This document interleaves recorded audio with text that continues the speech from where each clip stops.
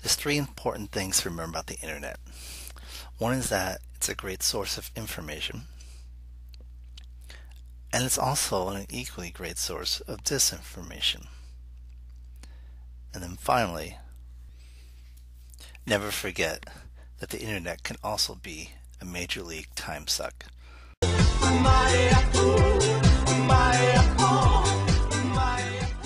But we're going to try to go over some of the more useful things that we learned on Sunday, and hopefully this will help you in your everyday life.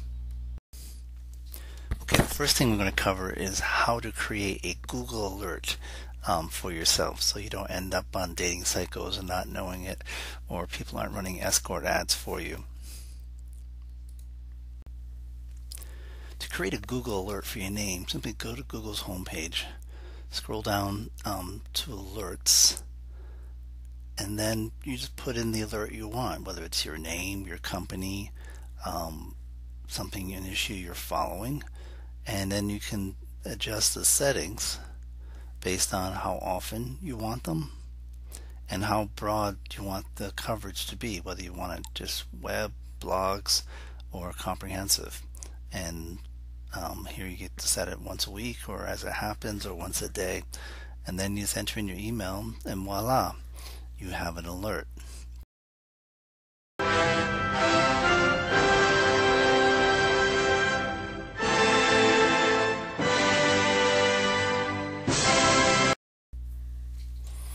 Here's an example of what a Google alert looks like. This one's for the Federal Trade Commission, which is very active in regulating the internet, and it just has a list of the latest articles or blog postings about the FTC.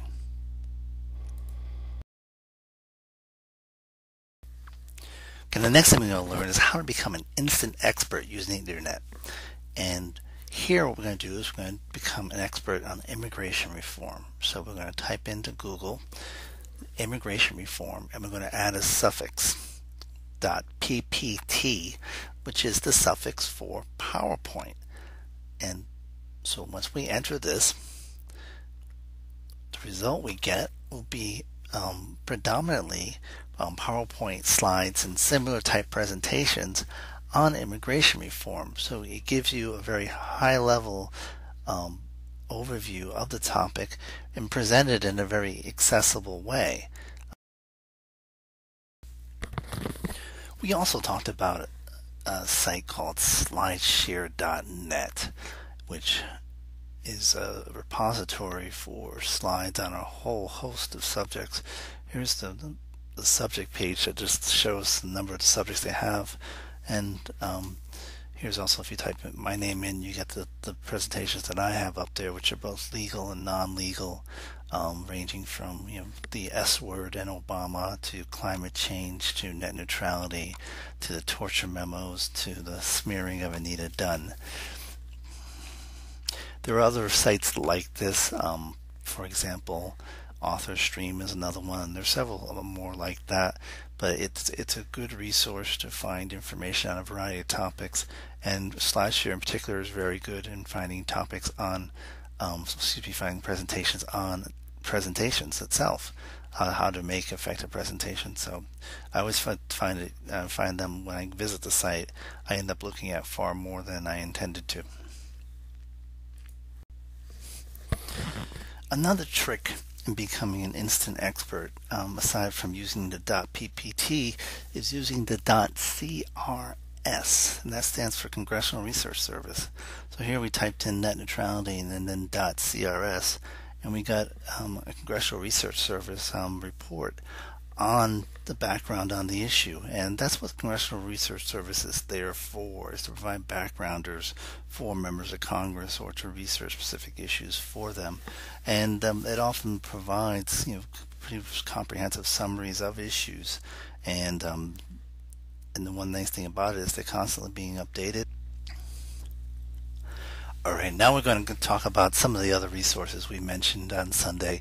One of them was Google Analytics, and that is basically a free program or free functionality through Google in which they will monitor your site's traffic, including from a variety of ways, and not just in terms of page visits or unique page visits and what time was spent on what page, but they will also tell you the sources of that traffic, which is very valuable. So it enables you to recognize how people are getting there, what keywords they're bidding on, and what parts of your website people are responding to. So that's a very valuable resource.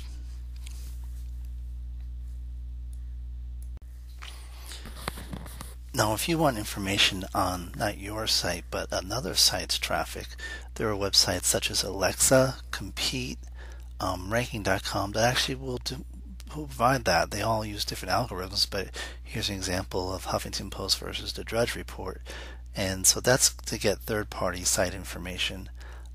Another tool we talked about was email marketing programs, and this one is called iContact, which is what I've used. And so if you received some of my newsletters, you would have received, that would have been one of their products.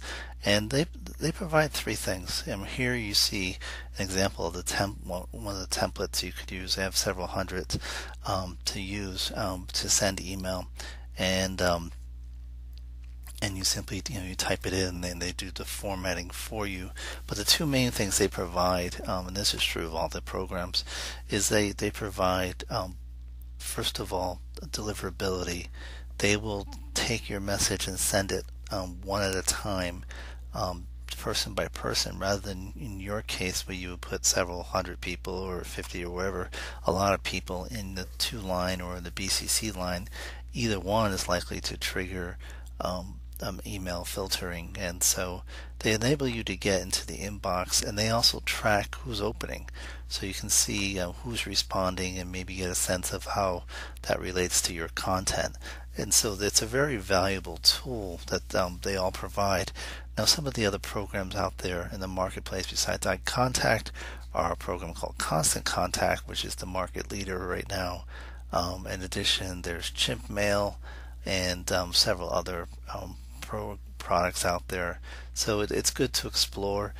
Generally, pricing is the one. They usually have a free trial, but it's usually some very small level where you could pay or even be free if you stay below certain thresholds in terms of volume of emails sent or the size of your database. And that's really what triggers what your monthly subscription fee will be, is how often you use it or how big your bandwidth you're taking of them. Okay, we're near the end. The last set of sites we talked about was the Internet Archive, or the Wayback Machine, where you can see what a website looked like over time, assuming they haven't blocked the spidering. And so it's a good resource to see, for example, if the site has changed its content, and it's important to know what it may have looked at a given point in time. So it's a very valuable resource. And so that leaves us just one last issue.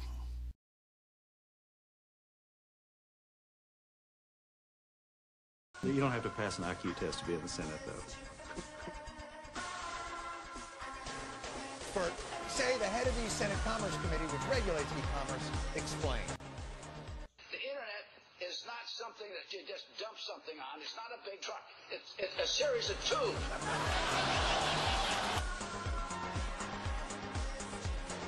It's not a big truck. It's a series of tubes. You don't have to pass an IQ test to be in the Senate.